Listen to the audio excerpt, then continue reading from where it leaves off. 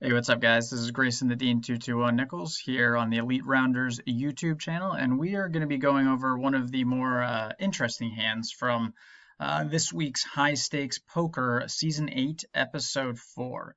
So, if you watched us last week, we went over a really wild hand with Bryn Kenny and Nick Petrangelo, and this week we're going to be looking at a hand between broke JRB, Jean-Robert Bellande, a fan favorite that we've all seen throughout the years, and a newcomer, Lynne Ji, and pretty big bluff spot for Blend. So let's hop into this hand and check it out. So, a little background for you guys. The game's 400, 800, and they're straddling from all over the table, right? So, we have 400, 800 blinds. Bryn straddles for 1600. And then Rick Salomon, who is well-known high stakes, I guess I don't want to say fish because the guy does seem to do pretty well, but he is more of one of the active players that brings pros to the table. Shows up for a lot of these $1 million games. He double straddles to 3200, re-straddle, what have you. And Lynn, the newcomer, she raises it up to 8400 with Queen 10 of clubs. And Jean-Robert calls with black eights, pocket eights. And let's hop into the action here. So folds around. Rick also defends in the big blind with 10-8 offsuit, which is pretty inconsequential for this hand. So as they go to the flop's king 9-6, one club. And like I said, Lynn has queen 10 of clubs and Jean-Robert has pocket eights. This is an interesting spot for Lynn to check. I'm not sure exactly why she raised pre-flop and then chose to check here. My thinking would be that she would bet here with aces, kings, nines, ace, king, king, queen, king, jack, king 10 suited, etc. So I'm not exactly sure why she chose to check here with her queen 10 suited. It seems like a good board to continuation bet. Semi-bluff with your gut shot and your backdoor flush draw, and then potentially barrel if you pick up equity on the turn, which there are a lot of good turn cards for her. So I found this check to be strange. It'll come back into play once we get to the river, because the crux of this hand that I really want to talk to you guys about is how to bluff catch on the river. So like I said, they all check through. Now Lynn decides to bet. So she fires out at 16,000 here, and Jean-Robert calls, and Rick folds. So we get to an innocuous river here of an offsuit 4. And the pot's about 60,000. And Lynn decides to fire out 44,000 on the river with her queen 10 of clubs. Total bluff, queen high. She's reaching deep for this one, right? No chance to win without a bluff. And so Jean-Robert has a tough spot to decide what to do when he's sitting there with pocket eights. Now, it seems like a fold on the surface, right? But this is what I really want to talk about with you guys and kind of how to address these spots when you yourself find yourself in a similar situation. So let's pretend for a second that we are Jean-Robert with slightly better money management skills, right?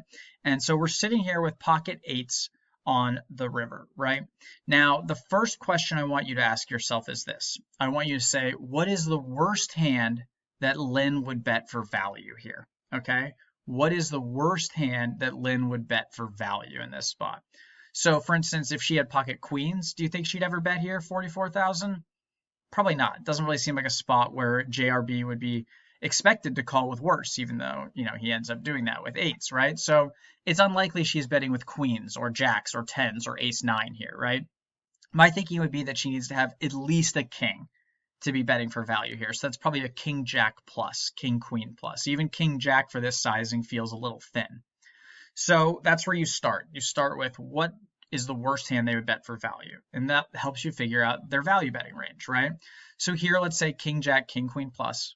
So that means that she's going to show up with stuff like, if we said it was king queen plus, it'd be king queen, ace king, aces, kings, nines, sixes. And that would be it. If she maybe had king 9 suited in her range too, that's about it. I don't think we expect her to have 6-9 or king 6. So those are the only value hands she has. Now the question would be, which of those hands would she check on the flop, right? Maybe a set of kings would check on the flop because they have the deck so crippled, so to speak. Doubt a set of nines would ever check the flop here. I doubt ace king or aces or king queen would ever check the flop here too. So this is the truly peculiar part, and this is where I believe, even though I'm out of my depth at these stakes for cash games, I believe this is where Lynn made her mistake, because when JRB sat here with his pocket eights on the river, putting 2 and 2 together, nothing really made much sense for her, right? Like, because the value hands that she should have at this point, king, queen, ace, king, ace, ace, king, king, 9, 9, king, 9, 6 hands, right?